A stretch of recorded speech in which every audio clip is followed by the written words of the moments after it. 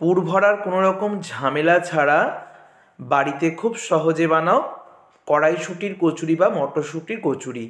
মটরশুঁটির কচুরি তৈরি করতে গেলে পুর তৈরির একটা ঝামেলা থাকে, পুর ভরার একটা ঝামেলা থাকে, আবার বেলার সময়ও কিন্তু যদি পুর ভরে বেলতে গিয়ে ছিঁড়ে যায় বা পুর বেরিয়ে যায় বা ভাজার সময় পুর বেরিয়ে যায় তাহলেও কিন্তু পারফেক্ট হয় না রেসিপিটা। তাই আজকে আমি একদম পুর ভরার কোনো ঝামেলা ছাড়াই রেসিপিটা দেখাবো। একদম ভিডিওটা শেষ পর্যন্ত দেখতে থাকো, খুব সহজেই বানাতে পারবে। এখানে আমি 400 গ্রামের মতো নিয়েছি মটরশুঁটিগুলোকে আমি খোসা ছাড়িয়ে বার করে নিয়েছি। তো মটরশুঁটিটাকে মিক্সার জারের মধ্যে নিয়ে ঝাল বুঝে কাঁচা লঙ্কার কুচি, আদার টুকরো দিয়ে দিয়েছি, মানে আদা কুচি, তারপরে জিরে গুঁড়ো দিয়ে দিলাম, একটু কাশ্মীরি লঙ্কার গুঁড়ো দিয়েছি, এখানে একটু গরম মশলার গুঁড়ো দিলাম, আর এখানে দিয়ে দিচ্ছি একটু হিং। এখানে চাইলে তোমরা অবশ্যই একটু চিনি দিতে পারো, আমি চিনি দিলাম না। এখানে একটু লবণ আমি দিয়ে দিলাম আর অল্প পরিমাণ জল দিলাম। এবার সব কিছুকে ঘুরিয়ে আমি পেস্ট করে নেব। সব কিছুকে ঘুরিয়ে একদম মিহি করে পেস্ট করতে হবে। আর পেস্টটা আমি দেখিয়ে দিচ্ছি তোমাদেরকে, দেখো পেস্টটা কিন্তু একদম এরকম মিহি করে করে নেবে। তো যাদের বাড়িতে মিক্সার নেই তারা শিলনোড়ায় করে নিতে পারো।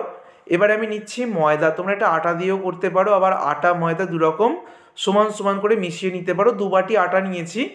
তো তার মধ্যে আমি এখানে দিয়ে দিচ্ছি লবণ আর চিনি গুঁড়ো, গোটা চিনিও দিতে পারো। খুব ভালো করে লবণ আর চিনিটাকে মিশিয়ে নিয়ে এবার ময়ানের জন্য দিতে হবে তেল। যেহেতু কচুরি হবে তাই তেলটা একটু বেশি করে দিতে হবে। 3 বড় চামচ মতো তেল আমি এখানে দিয়েছি। আর এখানে আমি গ্রামের মাপে মোটামুটি 300 গ্রামের মতো ময়দা নিয়েছি। খুব ভালো করে সব কিছুকে দেখো মিশিয়ে নিয়েছি, মানে তেলটাকে খুব ভালো করে মিশিয়ে নিয়েছি। আর মুঠো করে দেখিয়ে দিলাম, মুঠোটা একদম সুন্দর করে ঝুরঝুর হয়ে ভেঙে পড়বে। তারপর যে মটরশুঁটির আমি মিক্সারের মধ্যে সব কিছুর সাথে ব্লেন্ড করে নিয়েছি সেটা দিয়েই মাখবো। আলাদা করে কোনো রকম মটরশুঁটির পুর ভরার দরকার নেই। মটরশুঁটি এইভাবে মিক্সার জারের মধ্যে বা শিলনোড়ার মধ্যে পেস্ট করে নেবে, তারপর মেখে নেবে। প্রথমে ময়দার মধ্যে মেখে নিয়েছি, তারপর খুব সামান্য ওই পেস্ট ধোয়া জল, মানে ওই মিক্সার জারের মধ্যে আমি সামান্য জল দিয়ে সেই জল দিয়ে মেখে নিলাম। খুব সামান্যই জল লেগেছে মাখার জন্য। তো এইভাবে বেটে নেওয়া মটরশুঁটি দিয়েই কিন্তু মাখাটা হয়ে যাবে। তো আমি মেখে রেস্টে রেখে দিয়েছিলাম 15 মিনিট। তারপরে আমি 15 মিনিট পর আরও 30 সেকেন্ড মতো মেখে নিয়ে কচুরি লেচিগুলো কেটে নেব। কচুরি লেচিগুলো একটু বড় বড় করে কাটবো, লুচির থেকে একটু বড় সাইজের হবে। তারপর হাত দিয়ে এগুলোকে গোল গোল করে চ্যাপটা করে নেব। বেলার সুবিধার জন্য এগুলো করে নিতে হবে। এইভাবে সবগুলোকে আমি করে নেব। সবগুলোকে করে নিয়েছি, তারপরে একটা বেলে নিয়ে আমি তোমাদেরকে দেখাচ্ছি। তো মটরশুঁটির পুর তৈরি করতে গেলে দেখবে অনেক সময় পুরটাকে রেডি করতে অনেকটা সময় চলে যায়, সেটাকে ঠান্ডা করতে হয়। তারপরে প্রত্যেকটা পুরকে এরকম লেচির মধ্যে ভরতে হয়, তারপর খুব সাবধানে বেলতে হয়। বেলার সময় অনেক সময় ফেটে যেতে পারে বা ভাজার সময় কিন্তু তেলের মধ্যে ছড়িয়ে যায়। তবে যেভাবে দেখাচ্ছি এইভাবে যদি তোমরা মটরশুঁটির কচুরি তৈরি করো তাহলে যেরকম পুর বেরিয়ে যাওয়ার কোনো ঝামেলা নেই, পুর ভরার কোনো ঝামেলা নেই, তেমনই খেতেও কিন্তু দুর্দান্ত হবে। আমি একটা বেলে দেখিয়ে দিলাম, একটু মোটা রেখে বেলেছি। তো তারপরে দেখো তেলটাকে খুব ভালো করে গরম করে নিয়েছিলাম। তারপরে আমি গ্যাসের ফ্লেমটাকে এখন রেখেছি মিডিয়াম টু হাই হিটে। তারপর দেখো একটা কচুরি একদম সুন্দর করে ফুলে উঠেছে। 2 পিঠ এবার ভেজে নেব।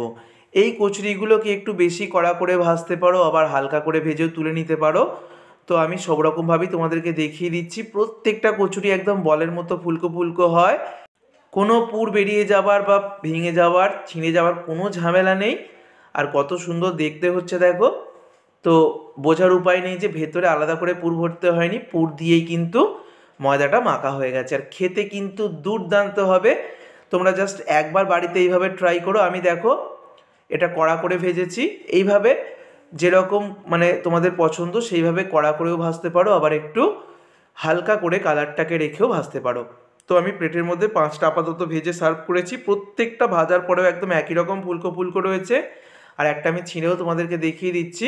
তো বন্ধুরা, এবার থেকে কোনো রকম ঝামেলাবিহীন এই মটরশুঁটির কচুরি বাড়িতে তৈরি করে অবশ্যই কেমন হয়েছে আমাকে কমেন্ট করে জানিও।